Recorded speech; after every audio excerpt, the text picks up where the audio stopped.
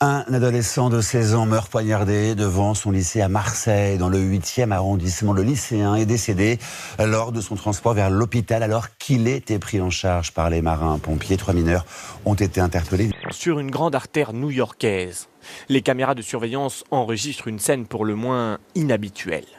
Un passant s'aventure dans le coffre d'un camion et repart avec un colis visiblement difficile à transporter.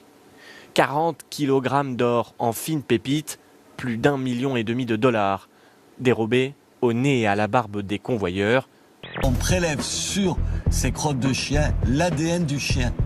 Et donc, comme on a par ailleurs demandé aux gens dans la ville d'inscrire sur une liste les ADN de leurs chiens, on retrouve la crotte et le chien.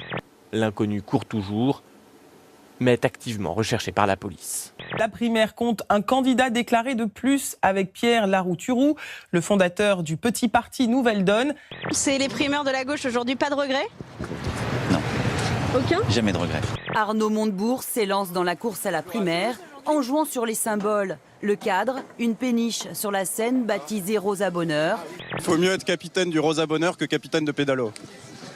Je vois que vous avez de l'humour.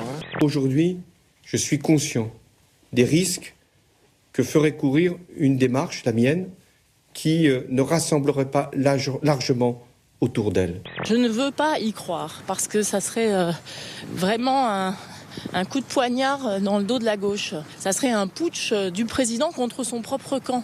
Comment envisager de pouvoir s'en remettre ? Aussi, j'ai décidé de ne pas être candidat à l'élection présidentielle, au renouvellement donc de mon mandat. Je ne veux pas faire le commentaire sur la personne, c'est un énorme aveu d'échec.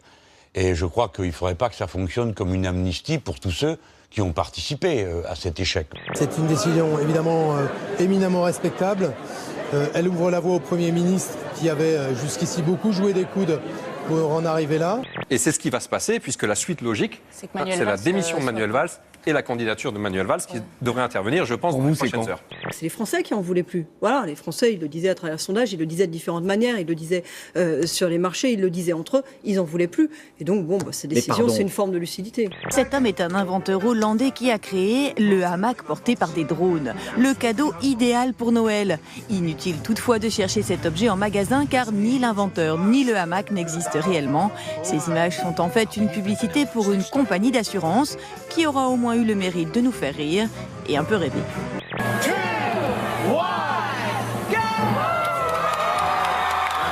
À New York, il marque le début des festivités de Noël. Le sapin du Rockefeller Center s'est illuminé cette nuit avec ses 50 000 lumières multicolores qui ornent ses branches et ses étoiles venues le célébrer, soit Tony Bennett et Dolly Parton.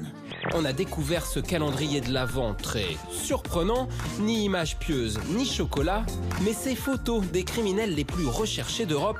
À chaque jour, son fugitif. Aujourd'hui, l'Autrichien Tibor Focco, tueur d'une prostituée il y a 20 ans. L'homme d'affaires italien Lapo Elkann, au cœur d'une histoire rocambolesque. Il aurait simulé son enlèvement à New York pour obtenir 10 000 $, une somme qu'il devait rembourser à une prostituée transgenre avec laquelle il avait consommé de l'alcool et de la drogue durant tout un week-end dans un appartement avant de se retrouver à court d'argent. Voici l'évolution d'un banc de sable dans le Massachusetts entre 1984 et 2016. Google Earth vient de sortir une version améliorée de son time-lapse et les images sont stupéfiantes. On découvre comment l'urbanisation modifie profondément le paysage de certaines régions.